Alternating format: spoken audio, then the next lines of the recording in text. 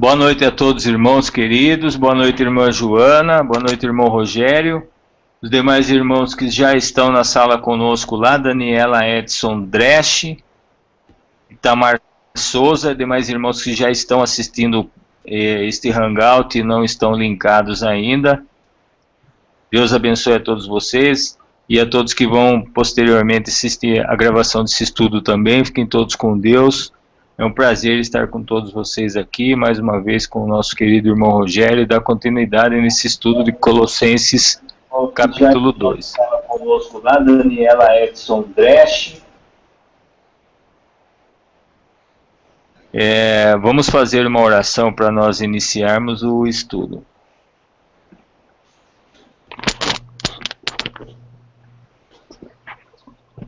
Misericordioso Deus e Pai querido, amado que nos altos céus habita, nesse momento nós nos encontramos diante do Senhor, meu Pai, para mais uma vez elaborarmos aqui um tempo precioso de nossas vidas que nós dispensamos no intuito de saber um pouco mais as coisas concernentes ao Teu reino, Senhor. Obrigado por essa oportunidade, meu Pai, imensamente eu agradeço por estarmos aqui mais uma vez juntos, reunidos, e podermos compartilhar com todos esses irmãos que estão juntos conosco nesta reunião, para podermos aprender mais um pouco da Tua Palavra. Os dias que se cumprem, meu Pai, são desígnios do Senhor. Os acontecimentos que ocorrem durante esses dias estão estabelecidos segundo a Tua ordem e a Tua vontade, meu Pai.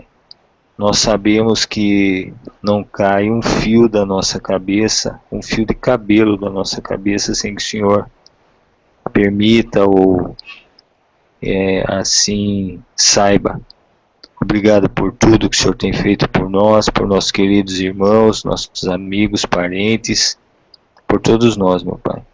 Agradeço imensamente mesmo e obrigado orei por isso, meu Pai, por ter voltado a elaborar os estudos aqui de dentro da minha casa. Eu sei que um dia essa casa será ponto de encontro e de estudos para que nós possamos reunir aqui os Teus servos, queridos, filhos, amados. Obrigado por tudo, eu agradeço imensamente em nome do nosso Senhor, o Teu Filho amado Jesus Cristo. Amém. Amém. É com o irmão. Graça e paz da parte de Deus o Pai, de nosso Senhor Jesus Cristo, a todos os nossos amados irmãos e irmãs que nos acompanham de forma direta, aqueles que nos acompanham de forma indireta. Sabemos que muitas pessoas estão acompanhando a gente através dos seus celulares, aqueles que um dia estarão em contato com essa palavra. Deus possa ser honrado naquilo que se faz aqui, então somente nós sejamos de fato um porta-voz da sua palavra e nada mais, nada menos que isso. Nós vivemos uma época, amados irmãos, em que não é necessário se delongar sobre isso, onde a igreja está sofrendo uma influência violenta do mundo. As igrejas estão, de um modo geral, relativamente perdidas em relação àquilo que está ocorrendo, àquilo que é a sua missão. E nós, em meio a tudo isso, corremos o risco de, menos ou mais, também sermos influenciados por esse tipo de comportamento.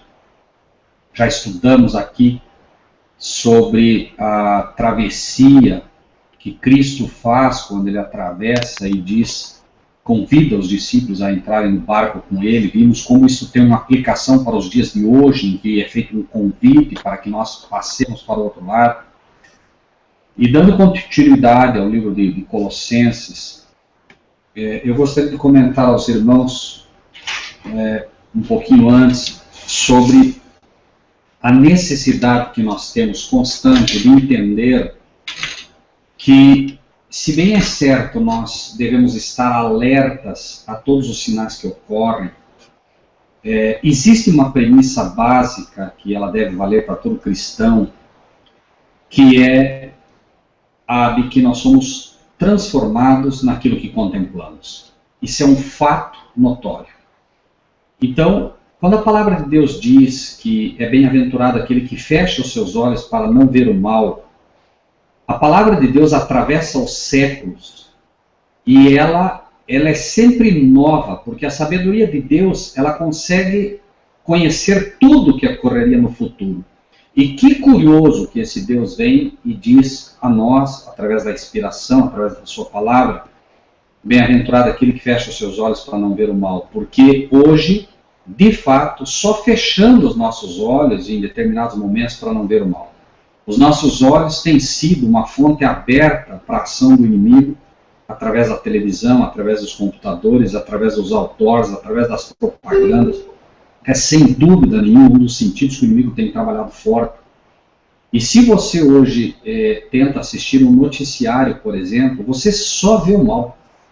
Você vê a corrupção, você vê morte, você vê violência, você vê que, inclusive filmes que se fazem hoje, onde são premiados os ladrões, os bandidos e tudo mais. Você sem perceber, você é arrastado por essa corrente e sem perceber você está torcendo para o bandido, torcendo para o ladrão, para que ele finalmente tenha algum sucesso. Isso é uma coisa notória num tempo em que nós somos de fato transformados naquilo que contemplamos. Mais do que isso, eu gostaria de chamar a atenção para todos que participam conosco, para que tentem voltar ao passado e ver o que ocorreu num passado distante, quando os israelitas, saindo do Egito, atravessando o deserto, foram picados por cobras venenosas. Cada um dos que eram picados tinha apenas um conselho, que era o conselho que Deus lhes dava através de Moisés. A ideia era que eles deveriam contemplar a serpente que estava pendurada numa haste, num madeiro, e contemplando, olhando para ela, eles seriam curados. Não se explicava como seria esse processo. Era um processo que ocorreria única e exclusivamente pela fé. Se tentassem explicar como poderia você olhar para uma serpente pendurada no madeiro e o veneno que estava correndo nas suas veias agora como vítima da picada da serpente não teria mais efeito sobre o teu corpo, isso era absurdamente impossível de se explicar, era algo absurdo de se entender. Por isso, dizemos, era um passo de fé.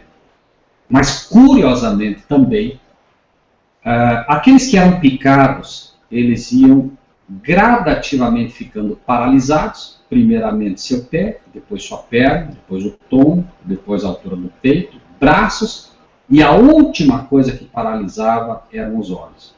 Ou seja, era um Deus dizendo que até o último segundo, ainda que você estivesse completamente paralisado, ainda os teus olhos poderiam contemplar até o último suspiro da sua vida, os olhos ainda poderiam contemplar a serpente, que naquele caso representava alguém que estaria recebendo todo esse veneno da serpente, todo o pecado do diabo sobre si, e estaria recebendo a pena que a mim e a você seriam prescritas. Essa lição é uma lição bastante simples, mas ela ensina uma verdade que de uma profundidade, irmãos, colossal. A cada momento nós somos feridos pela serpente, o nosso sangue corre misturado ao veneno da serpente, o pecado está enraizado no nosso sangue, enraizado no nosso DNA. E uma coisa só nos é pedida, que contemplemos. E esse contemplar, e é aqui que quero entrar no assunto, esse contemplar, irmãos, é através da Bíblia. A Bíblia é uma autobiografia de Cristo.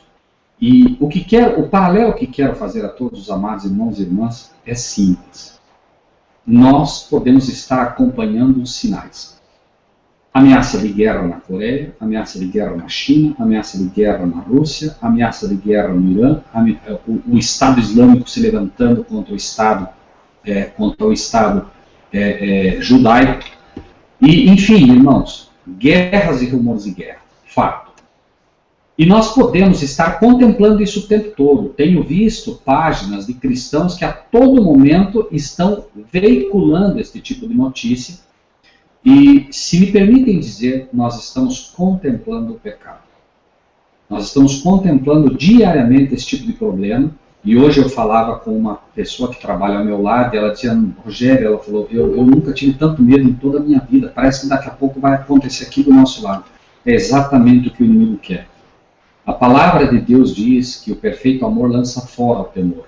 E o perfeito amor só é encontrado em Cristo e em Deus. E se nós estivermos contemplando todas essas notícias, o temor vai tomar conta da nossa vida de tal maneira, o medo, que nós finalmente estaremos paralisados e nós não conseguiremos mais ter força vital sequer para pregar o Evangelho. Ao passo que se nós contemplamos a Cristo, porque nós já sabemos, essas coisas vão acontecer e, pasme, elas vão de mal a pior. A palavra de Deus diz que é necessário, inclusive, que venham heresias entre nós para que os sinceros se manifestem. A própria igreja vai ser atacada de forma violenta, com heresias. Nós seremos perseguidos. Será decretada a nossa morte. Nós, irmãos, não se enganem. O mais importante de tudo que está acontecendo agora é entendermos que todo esse movimento para fazer dos fundamentalistas a pior classe no mundo vai recair sobre nós. Não leiam errado, por favor, os sinais que Deus tem permitido que nós leiamos. Todos estes fundamentalistas hoje que são chamados, ou que são vistos como a escória da humanidade, seremos nós amanhã. Porque nós seremos os fundamentalistas que, enquanto o mundo todo se unir, porque finalmente vão se unir, irmãos. Vão se unir, acreditem vocês ou não, todos esses grupos vão se unir. E eles terão um inimigo só. Nós. Todos nós que faremos da Bíblia a única regra, norma de fé e prática em nossas vidas. Nós que tomaremos a Bíblia de forma literal como a palavra de Deus. Nós que pregaremos a vinda de um Cristo vivo, vindo buscar aqueles que lhe pertencem. Nós que pregamos a superioridade da religião cristã, da religião pura, conforme o Evangelho de Cristo. Nós seremos os fundamentalistas pelos quais, finalmente, o Estado e a Igreja se unirão, decretando a morte, repetindo o que repetiram com Cristo Jesus. Quando disseram, vocês não veem, e isso foi dito pelo principal líder religioso da época, Caifás. Vocês não veem e não entendem que é necessário que pereça um e não pereça toda a nação? Essa mesma desculpa será levantada de novo pelo diabo e se dirá como eco daquelas palavras. Vocês não percebem que é necessário que morram esses poucos gatos pingados e não pereça todo o mundo? Isso vai acontecer, irmãos. A palavra de Deus não falha. E enquanto isso, o livro de Colossenses se levanta diante de nós com um apóstolo Paulo dizendo com todas as letras: quero que saibam quão grande combate eu tenho por vós e pelos que estão em Laodiceia, pelos que estão na condição de mornos. E a nossa mornidão é tão somente o resultado da nossa contemplação das coisas do mundo. Olhar para as coisas do mundo, sejam elas negativas ou aparentemente positivas, são sempre daninhas para nós. Contemplar a morte só vai me fazer cada vez mais ser um morto-vivo. Contemplar a violência só vai poder fazer com que eu seja cada vez mais um homem violento. Contemplar os sinais da degradação do mundo cada vez mais me farão degradar-me também. É preciso estar, claro, a par do que ocorre, mas não devo contemplar essas coisas. Me bastam 5 minutos na internet para saber o que está acontecendo ao redor do mundo. E daí em diante, eu devo ter pelo menos aí o restante do dia para estar mentalizando as coisas de Deus. Gravando que seja um versículo na minha mente para que ele se levante poderosamente contra todos os ataques do inimigo. O livro de Colossenses, nós reiniciamos o estudo a partir do capítulo 13, quando é dito a nós: quando vós estáveis mortos, capítulo 2, versículo 13. Quando vocês estavam mortos nos pecados e na incircuncisão da vossa carne, vos vivificou juntamente com ele, perdoando-vos todas as ofensas, havendo riscado a cédula que era contra nós nas suas ordenanças, a qual de alguma maneira nos era contrária, e tirou do meio de nós, cravando-a na cruz. Esse texto tem sido usado, irmãos, de forma completamente equivocada, mesmo em meio aos cristãos, que leem aqui, havendo riscado, ou havendo simplesmente abrogado a lei. Não é isso que o texto está dizendo. Quando nós estávamos mortos nos pecados e na incircuncisão da nossa carne, ele nos vivificou. A letra mata, mas o Espírito vivifica. Com ele, perdoando todas as nossas ofensas. O pecado, irmãos, ele é perdoado. Ele não é arrancado do coração. Enquanto Cristo continua sua obra de sacerdote e de sumo sacerdote, trabalhando e intercedendo por nós junto ao Pai, e enquanto nós ainda caímos e falhamos, o perdão está posto sobre os nossos pecados. E constantemente, a cada vez que pecamos, novamente Cristo intercede por nós. Pai, meu sangue, Pai. Mas é preciso entender que o pecado só é pecado quando eu entendo o que a Bíblia o chama assim. O pecado é a transgressão da lei. Se não há mais lei, não há mais pecado. Então, irmão, se a lei tivesse sido abolida, como quer fazer parecer o inimigo, não haveria mais pecado na terra. Repetimos, pecado é a transgressão da lei. Como eu sei que roubar é pecado, eu sei porque a lei me diz. Como eu sei que adulterar é pecado, eu sei porque a lei me diz. Não é o Espírito Santo que me diz o que é pecado. O Espírito Santo me convence do pecado, me convence de que eu sou um pecador. Mas é a lei que me diz em que pecado estou. O apóstolo Paulo, mesmo que escreveu Colossenses, é taxativo. Eu não conheceria a cobiça se a lei não me dissesse. É a lei que se levanta poderosamente apontando o pecado em que eu estou. O Espírito de Deus me diz, você é um pecador. Imediatamente, Deus me permite perguntar, em que estou pecando? A lei é que vai me responder. E aí, o versículo 14, devidamente colocado no seu lugar, havendo riscado a cédula que era contra nós nas suas ordenanças. A lei, como uma ordenância arbitrária, era contra mim. A lei pura e simplesmente me condenava. A lei simplesmente dizia, matou, vai morrer. A lei pura e simplesmente aguardava que um ser humano desse cumprimento à justiça que ela requeria. Quando Cristo morre na cruz do Calvário, nada mais deve o ser humano a Deus em relação à lei. Por quê? Porque um ser humano cumpriu o que ela requeria. Então ela não me condena mais. A lei que me condenava não mais me condena em Cristo Jesus. A partir do momento que abandona Cristo, imediatamente ela passa a me condenar de novo. É em Cristo Jesus que somos perdoados. É em Cristo Jesus que somos vivificados. E não é o que ele fez por mim, mas o que ele faz em mim constantemente que me dá a certeza disso. Gradativamente. Enquanto estou com Cristo, por isso diz o texto, nenhuma condenação há, não para os que aceitaram a Cristo Jesus, nenhuma condenação há para os que estão em Cristo Jesus. Tempo presente. Enquanto estou com Cristo, esta cédula está riscada e não me condena. Ela não ordena mais, ela é uma promessa para mim. Então aquilo que era uma ordenança passa a ser uma promessa. Quando eu lia não mates, hoje eu leio não matarás. como uma promessa. Se tu aceitares a Cristo no teu coração, se aceitares a promessa de um Deus que disse, escreverei as minhas leis no teu coração, deixa de ser ordenança e passa a ser uma promessa. Ela não me esmaga mais, ela agora está no meu coração e eu com alegria a entendo.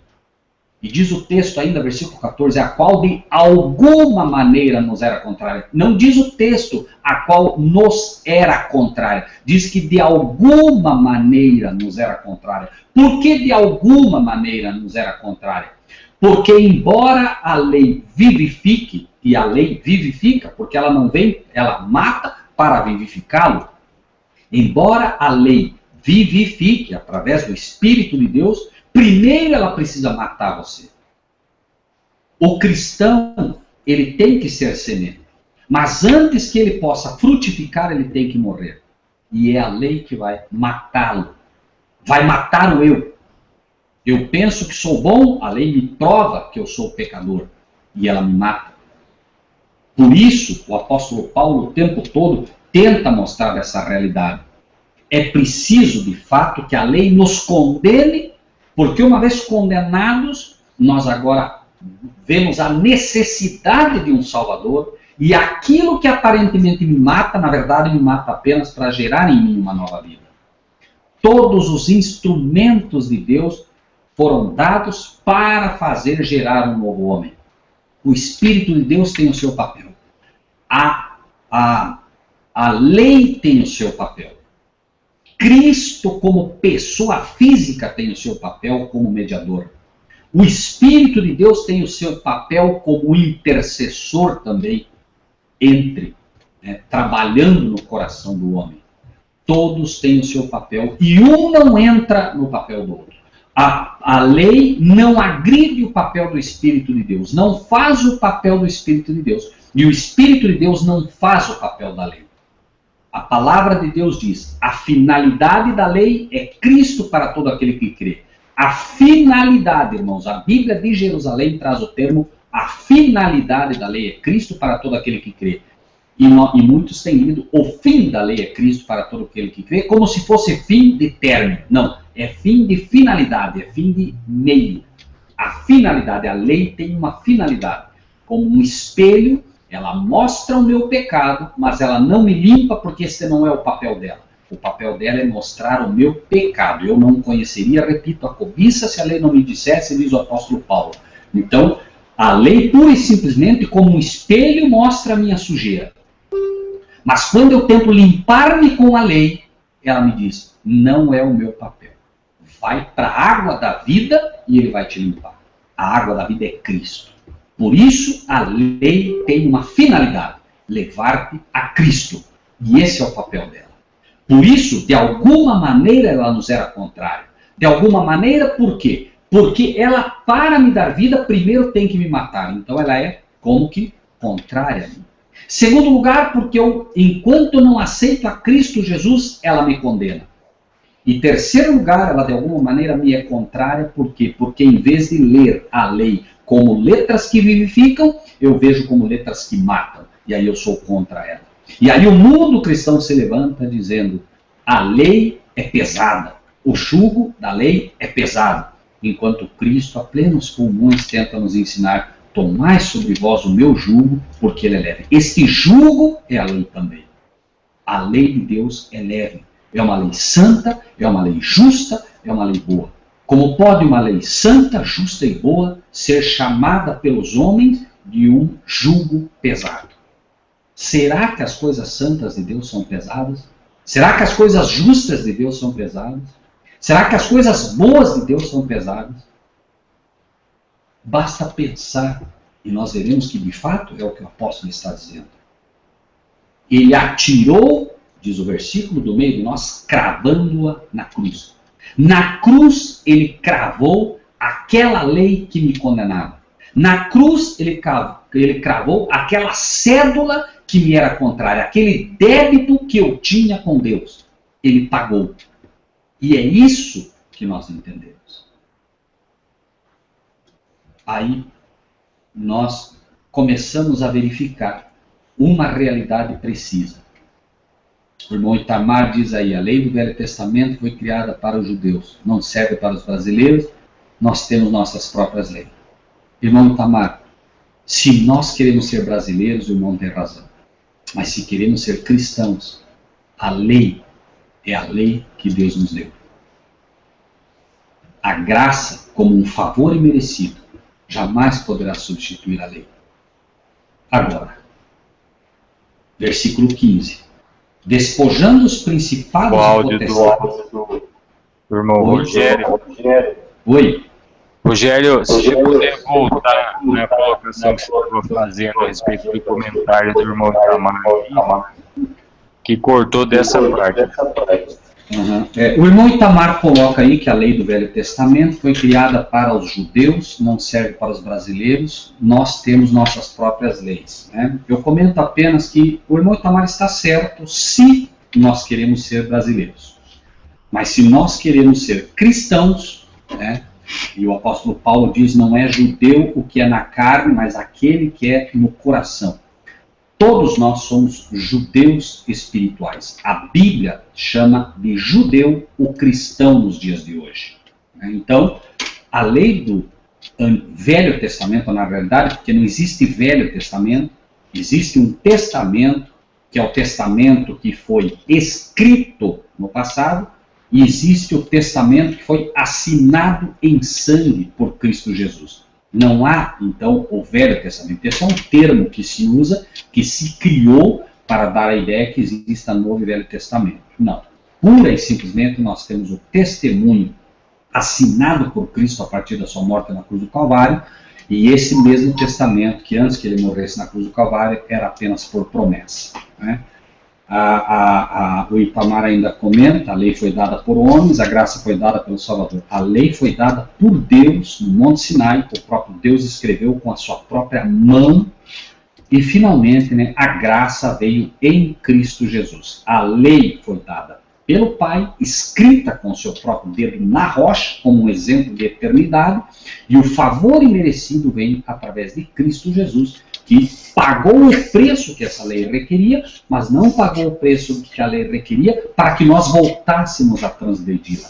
Ele não somente é o nosso Salvador, mas ele é também o nosso exemplo. E ele deu o exemplo a nós, guardando a lei. Eu tenho guardado os mandamentos do meu Pai e permaneço no seu amor, disse ele. Todos aqueles que procuram guardar os mandamentos de Deus permanecem no seu amor. Né? Enfim, continuamos. Portanto, versículo 15 agora, né? Despojando os principados e potestades, os expôs publicamente e deles triunfou em si mesmo. Né? O inimigo dizia, até que Cristo viesse, morrer na cruz do Calvário, obviamente o inimigo acusava o Israel de Deus, o Israel espiritual de Deus, como diz o irmão Robson Lira. Por quê? Porque a lei, aparentemente, não encontrava a justiça que dela era requerida. Finalmente, Cristo vem e expõe publicamente todas as potestades e principados. O diabo tentou derrubá-lo o tempo todo, tentou fazê-lo, né, o tempo todo transgredir a lei de Deus, mas não conseguiu.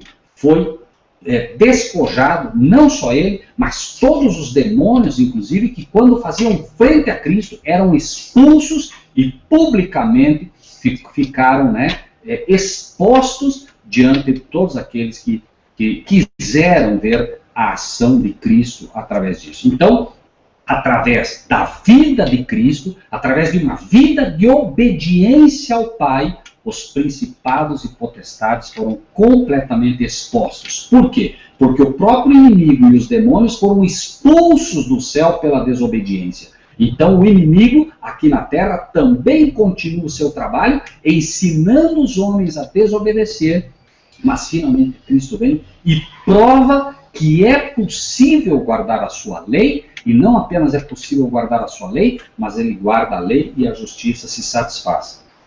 Só um segundinho, meu Marcinho.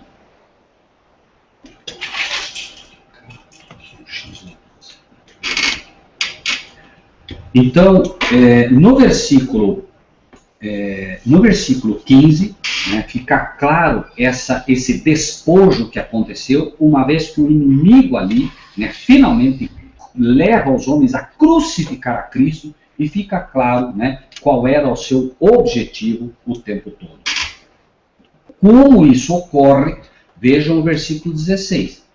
Portanto, uma vez que os principados e potestades foram despojados, uma vez que Cristo guardou a lei, portanto, ninguém julgue o irmão Robson, ninguém julgue o irmão Pedro, ninguém julgue o irmão Itamar, ninguém julgue o irmão Marcílio, ninguém vos julgue, veja que ele está dizendo aos irmãos, né? Aos irmãos, ninguém vos julgue pelo comer. Então, o irmão Marcílio acredita que pode comer tal coisa, o irmão Itamar crê que pode comer tal coisa, o outro irmão não crê que pode comer tal coisa. Ninguém julgue. A questão não é o que pode e o que não pode, o que deve e o que não deve comer. A questão é ninguém julgue sobre isso. Portanto, ninguém vos julgue pelo comer ou pelo beber. O irmão gosta de vinho, o irmão gosta de pinga, o irmão gosta de refrigerante, o outro irmão gosta de suco. Não está aqui em cena o que pode e o que não pode. O verdadeiro cristão sabe que não deve beber bebida alcoólica. Ele sabe disso. Agora, a questão é que, ainda que o meu irmão tenha dificuldade com a cerveja, com o vinho, seja com qualquer bebida, eu não tenho o direito de julgá-lo. Essa é a questão, irmãos, que está sendo tratada aqui. Ninguém vos julgue pelo comer. O apóstolo Paulo, veja que interessante, ele diz, bom é não comer carne, mas se comer carne escandaliza o meu irmão, então não como carne. Veja que ele, brilhantemente e com equilíbrio, ele coloca o seguinte, eu não vou julgar, eu acredito que é bom não comer carne, mas se o irmão, né, acha que pode comer, bem, e se eu, ao comer, escandalizo o outro, então não vou comer. Isso é equilíbrio, irmãos. A questão é exatamente essa. Ninguém vos julgue pelo comer ou pelo beber, ou por causa dos dias de festa. O irmão acha que deve comemorar o Natal.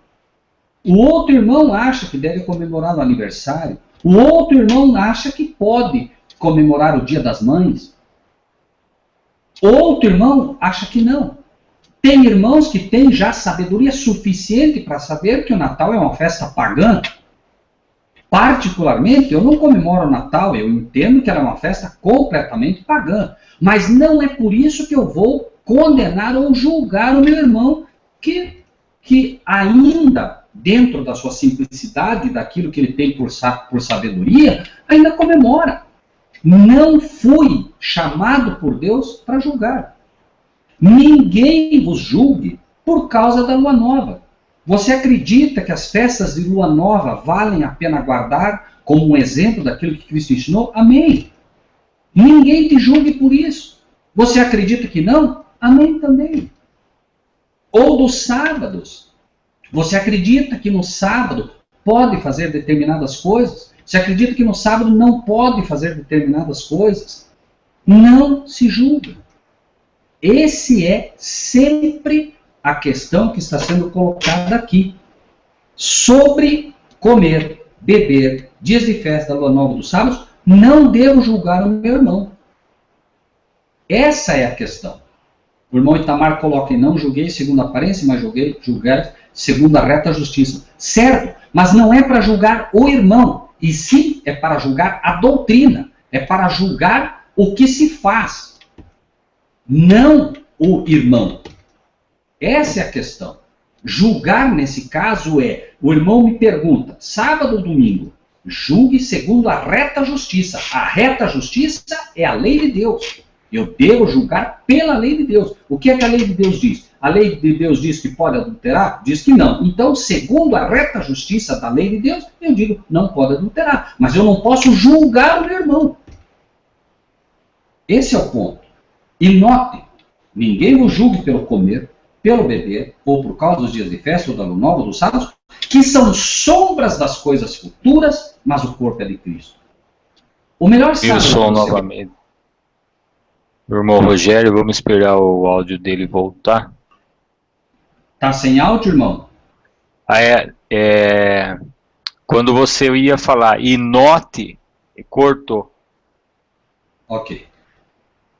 E notem então que o texto diz, portanto, ninguém vos julgue pelo comer ou pelo beber, ou por causa dos dias de festa, ou da lua nova, dos sábados, que são sombras das coisas futuras, mas o corpo é de Cristo.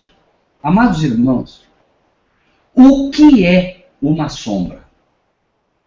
Então, imaginem que eu dissesse assim, irmãos, prestem atenção, porque o que o irmão Marcílio é aqui na terra é uma sombra do que ele vai ser no céu.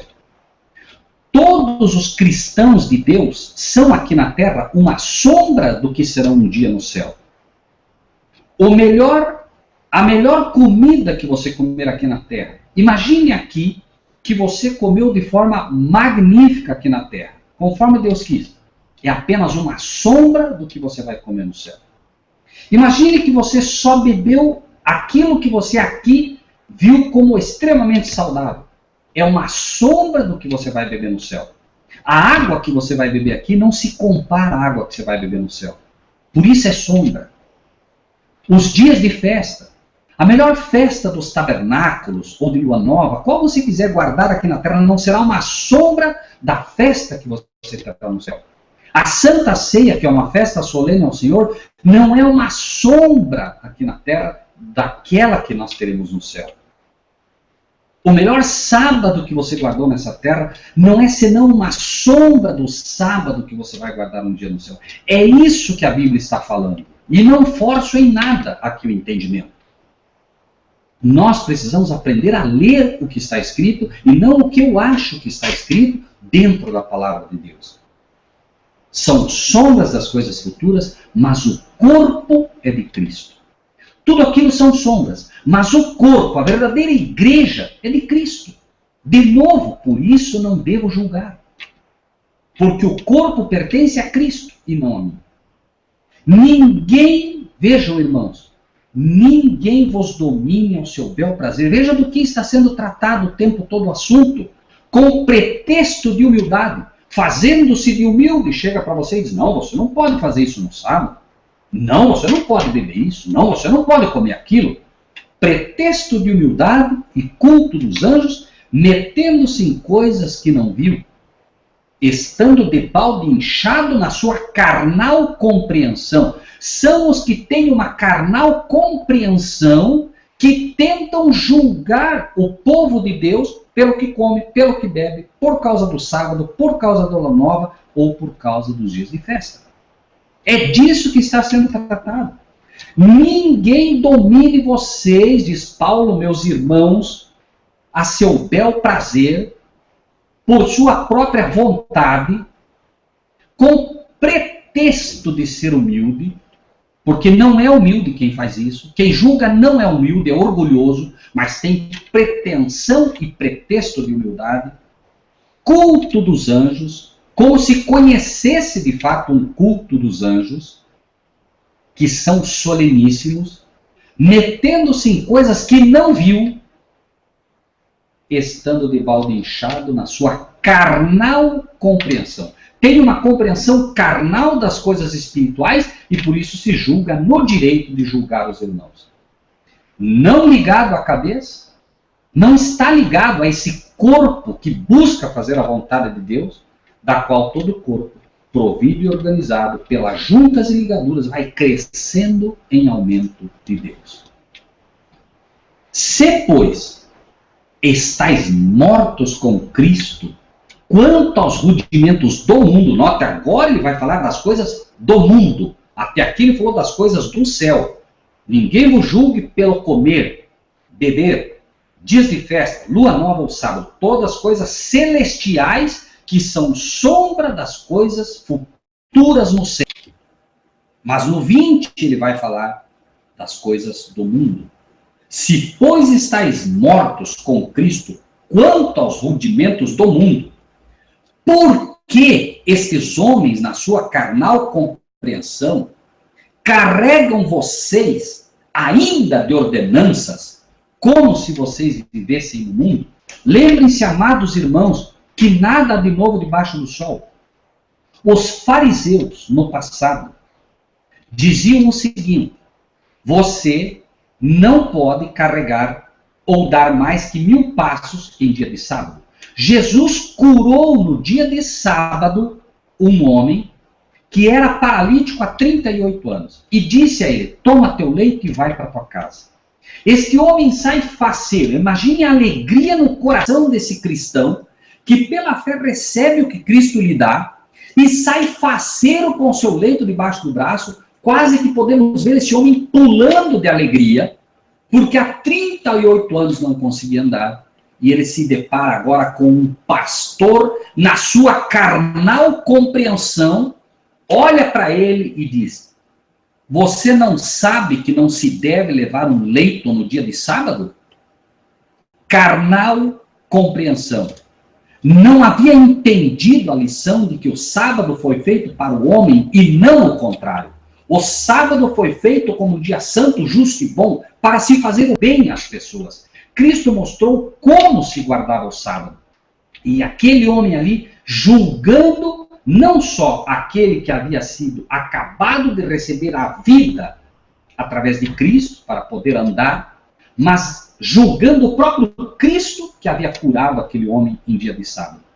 Carnal compreensão. Por isso, se repete. Hoje muitos, na sua carnal compreensão, tentam subjugar o povo livre de Deus, dizendo exatamente isso. Se, pois, estáis mortos com Cristo contra os rudimentos do mundo, por que vos carregam? Está falando desses homens que tentam carregar o povo de Deus, ainda de ordenança, como se vivessem no mundo, tais como: não toques, não proves, não manuseias.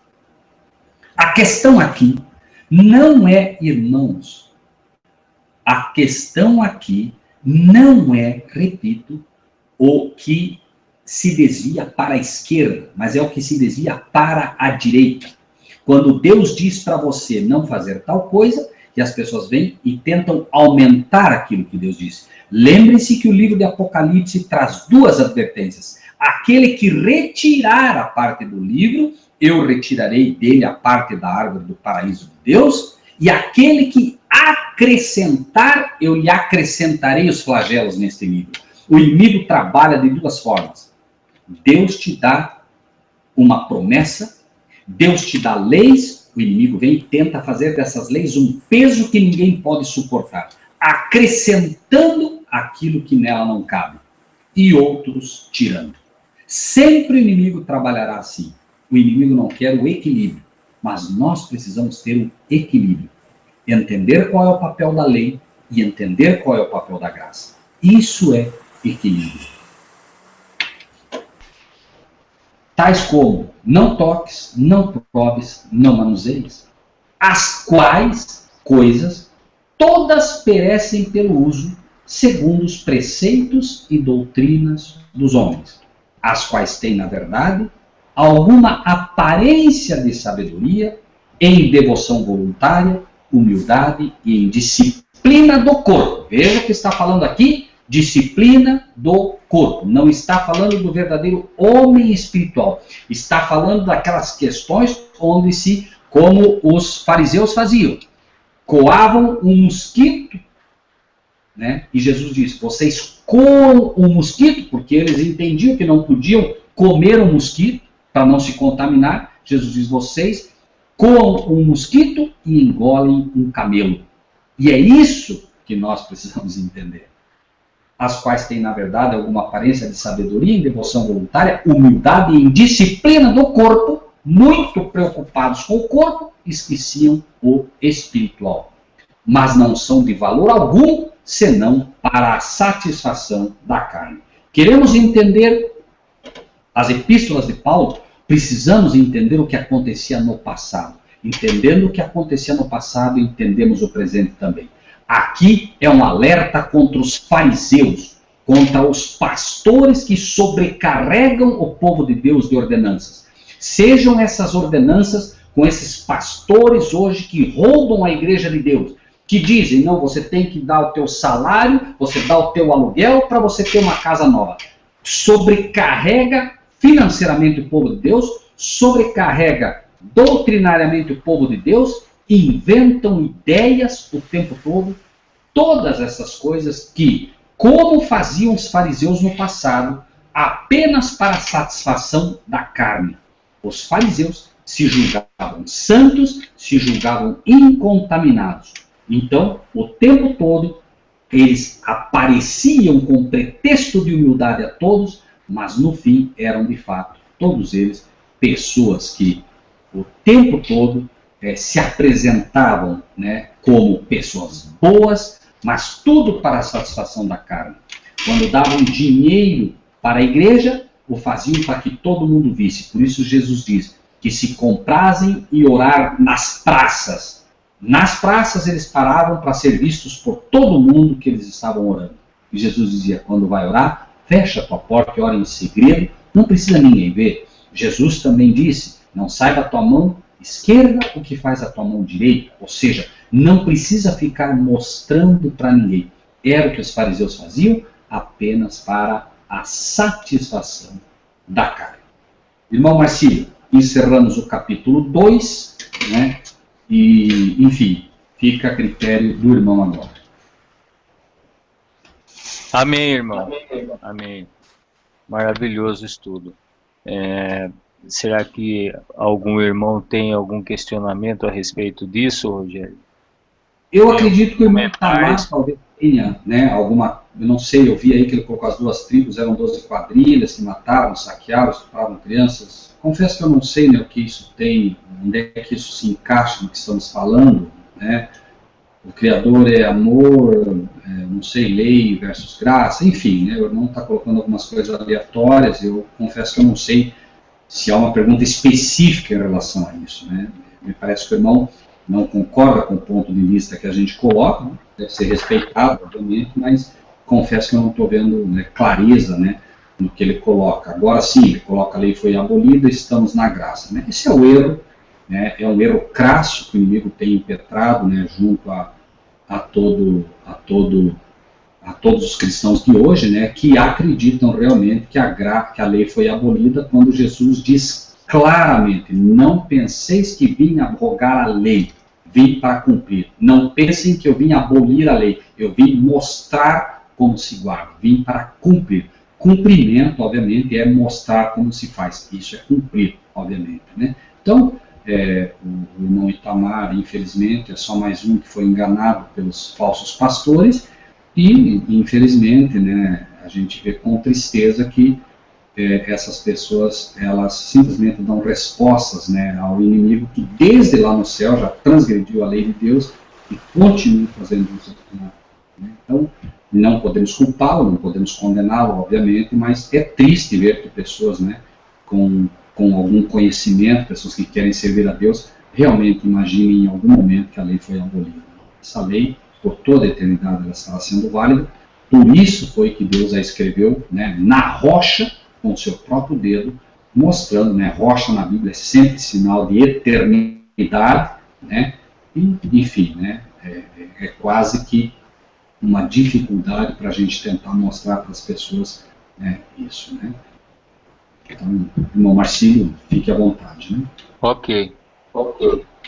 Talvez ainda falte um pouco mais de estudo e que o irmão Itamar examine com mais cuidado o que realmente está escrito, e talvez ele encontre as mesmas direções que a gente tem encontrado hoje, né? Amém. É fato que nós sabemos que somente as pessoas que ele fala sobre a lei aí, somente os servos e profetas que cumpririam essas leis de Deus, né? E por conta do cumprimento dessas leis, teria as revelações contidas no livro do Apocalipse, né? Que é o livro da revelação, que foi feita para entregar aos servos, né? E são os servos que guardam as leis. Então, talvez por esse fato que os pastores não tenham condições de trazer o sonido correto da trombeta sobre as profecias descritas no livro do Apocalipse e nos livros proféticos, né, dos profetas. Marcílio, o irmão Itamar, ele diz, eu desafio vocês a ler João 10 ao vivo. João 10 é um capítulo relativamente grande. Se o irmão Itamar puder dizer que versículo especificamente ele gostaria que a gente lesse, né, nós aqui não temos medo de ler a Bíblia, irmão Itamar. Pode, se o irmão nos colocar aí qual é o versículo que o irmão quer que se leia, será um prazer, né? Nós estamos aqui abertos. Se nós estamos equivocados, né, nós vamos ler aí para que realmente isso fique claro a todos, né? Ele diz que é João 10, eu só não sei o versículo que o irmão, né, gostaria que se lesse, né? Não vamos ler todo o João 10 aqui, porque temos que respeitar, né, o tempo nosso, pessoas que querem descansar, pessoas que já, né, têm compromisso com esse tempo, mas se o irmão puder nos dizer que versículo de João 10, vamos ler com o maior prazer, né? Eu pedi ao irmão Robson que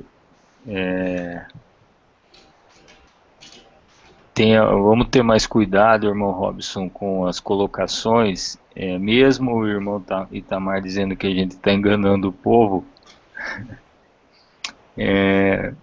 nós, na verdade, caminhamos num caminho, e se o irmão Itamar ele não concorda com as coisas que estão sendo ditas aqui, como acontece comigo nos vários estudos que eu faço, eu simplesmente, quando eu vejo que realmente as coisas que eu estou lendo não condiz com as coisas que são claras para mim, eu simplesmente me ausento do lugar e não falo nada para ninguém, porque eu não estou aqui para julgar ou para acusar alguém de alguma coisa, como o irmão Itamar está dizendo aqui que nós enganamos, né?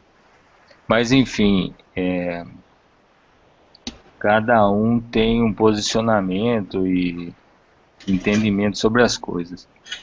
Ele está colocando aqui, acho que é João de 6 a 16, você quer ver, irmão Rogério?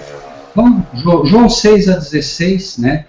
E vamos, nesse momento, eu quero aqui diante de todos os irmãos e de todos que nos assistem, invocar a Deus por testemunha, e os anjos dele que sejam testemunhas do que estamos lendo aqui, e que as palavras que eu vou ler e que vou dizer, elas testifiquem contra mim, se o que eu disser é contrário ao que Deus tem ensinado. Assumo diante de Deus este risco, uma vez que a palavra de Deus diz: por tuas palavras serás justificado e por tuas palavras serás condenado. Tanto as minhas palavras quanto as do irmão Itamar estarão registradas no livro do céu a partir de agora, testificando contra mim ou contra ele, né, se estamos enganando alguém. João 10, 6, e quero que os irmãos, né, todos que vão participar, digam em algum momento se a lei está sendo referida aqui. Jesus disse-lhes esta parábola, certo? Parábola, fique claro, mas eles não entenderam o que era que lhes dizia. Tornou, pois, Jesus a dizer-lhes: em verdade vos digo que eu sou a porta das ovelhas. Todos quantos vieram antes de mim são ladrões e salteadores, mas as ovelhas não os ouviram. As verdadeiras ovelhas de Cristo ouvem a voz de Cristo, e não dos falsos pastores, não dos ladrões, não dos salteadores. Num primeiro momento, apenas pense: a grande maioria hoje dos pastores ensina que a lei está em vigor ou não? Pensem apenas nisso. Jesus disse: virão muitos falsos cristos e falsos pastores. Pense então de forma rápida e simples: são muitos os pastores que ensinam hoje a validade da lei ou são poucos? Seguimos. Eu sou a porta.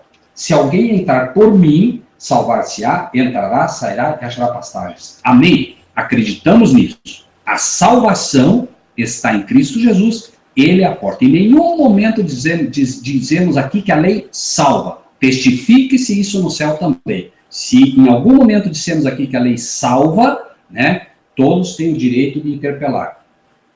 O ladrão não vem senão a roubar, matar e a destruir.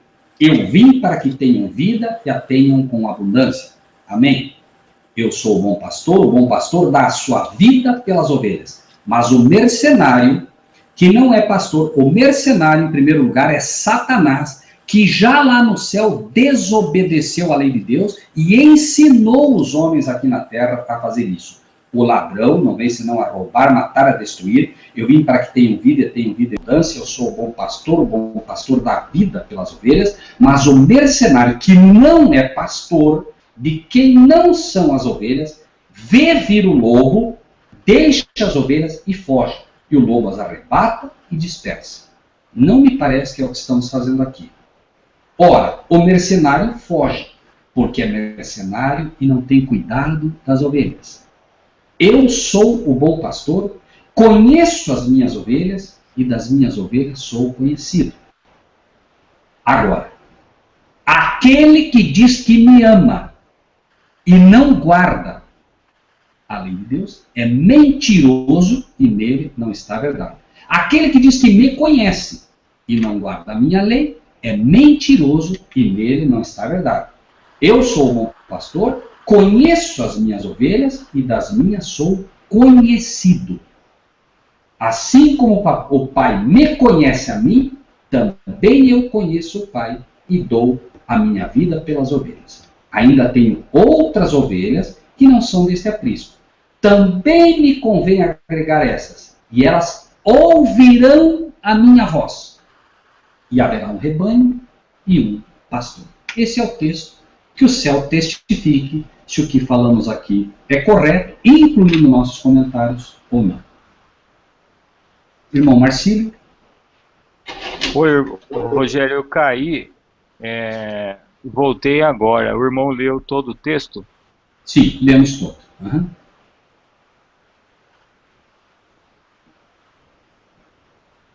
Vamos encerrar, irmão Rogério? Vamos.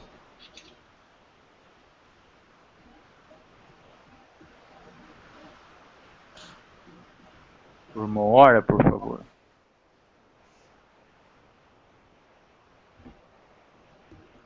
Bondoso Pai Celestial, agradecemos ao Senhor pelo privilégio de poder ter estudado a Tua Palavra. Te pedimos, Pai, que o Senhor abençoe cada um dos que aqui participaram dele.